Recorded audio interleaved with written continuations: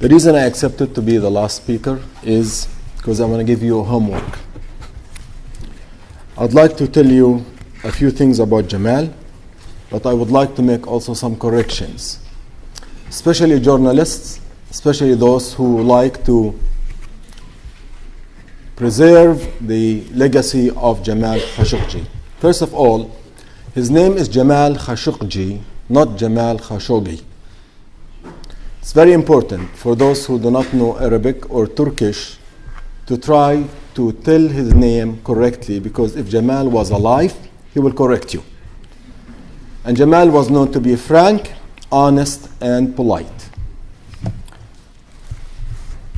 I'm here to offer sincere and my heartfelt condolences to Sister Khadija and his family and to many of my friends. I've known Jamal for the past 25 years. He considered me probably his closest friend, especially when he moved to Washington, D.C. last year. When he had no family, I and others became his family.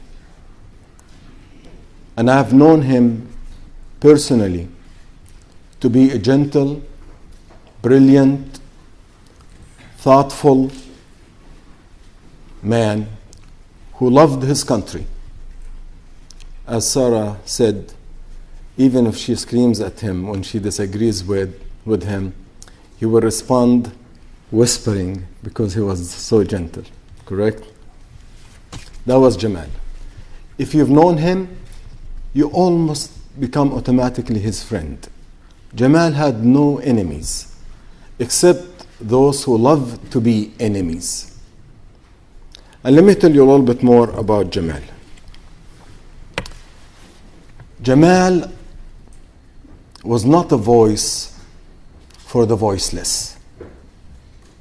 Jamal became a voice for those who were silenced. Because he never chose to be a leader. I've known Jamal. He was not a leader, but he had leadership qualities. He was very measured. He would listen more than talk. He would be the last one to say something after he heard all people. He's thoughtful. He assumed goodness in all people, especially those who he disagreed with. He was Muslim. He was a conservative Muslim. He was a practicing Muslim. But to many Muslims, or so-called Islamists, he was not an Islamist enough. He was liberal as a Muslim, open-minded. But to many secularists, he was not secular enough. But he was the bridge for both sides. And that's why Jamal was easy to get along with people. When he moved back to Washington, he asked me to help him because he wanted to continue to write, but he wanted to upgrade. He wanted to do something more. He wanted to do something institutional. And that's why I started working with him on the development of an organization that's yet to be born officially and launched. It's called Democracy for the Arab World Now. The abbreviation is DAWN, D-W-A-N, which in Arabic also means Fajr.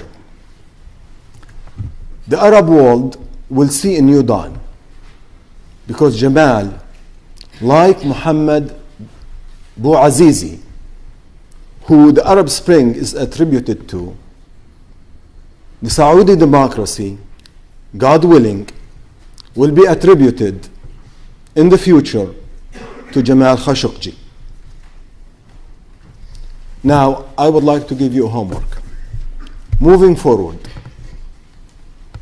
they silenced Jamal, they killed his body, but they did not anticipate the biggest mistake they've done in their lives. They have amplified his voice.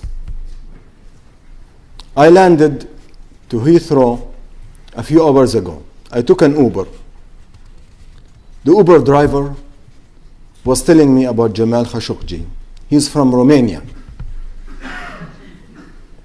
And he did not know that I was Jamal's friend, and I was coming here to talk about Jamal. When he dropped me off, he came and he gave me a warm, deep hug. That's what Jamal. Now moving forward,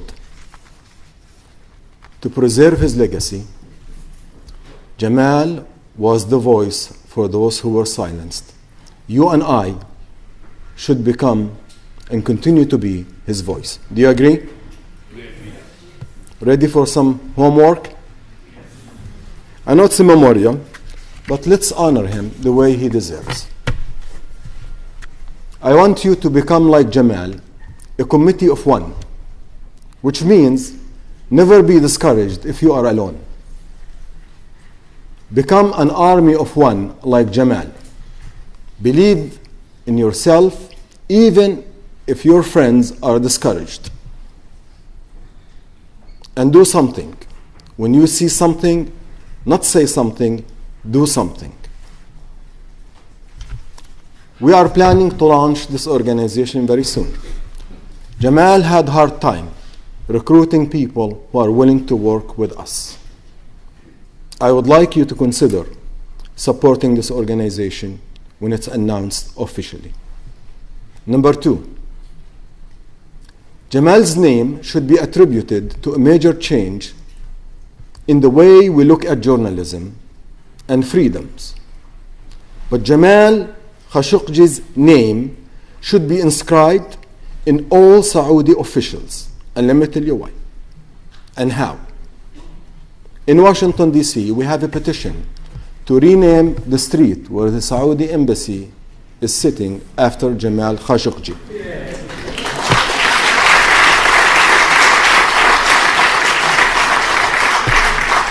We're going to petition the city of Washington, D.C.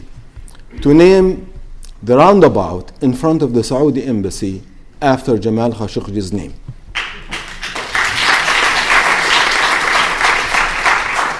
I would like you, all of you, here in London and around the world, those who are watching, those who are tweeting, and will see and hear this message.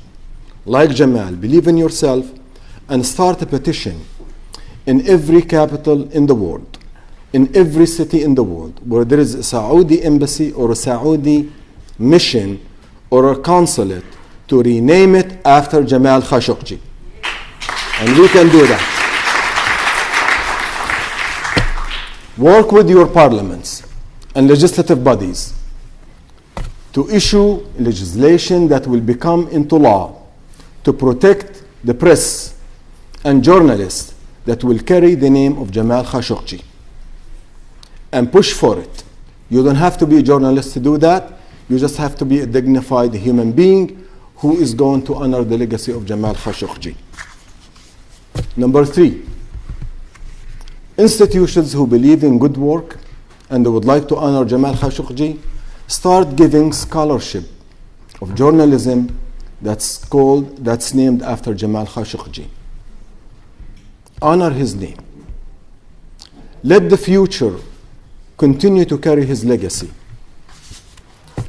We're going to issue the first report, the Democracy Index in the Arab world, and that was Jamal Khashoggi's dream. It will become true with your help and your support. So with that, I would like you to know that Jamal Khashoggi would be happy to see that the world is good and continue to be good.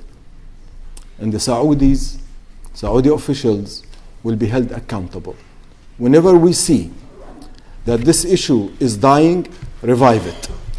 Some of his friends, before I came to the event, they were concerned that the story of Jamal Khashoggi will die out because of the elections and because of other issues. I say, Let's keep his story alive. Let's honor everything that he stood for and live by his example, because he believed in himself, and you should believe in yourself. God bless you, and God bless his soul. Thank you.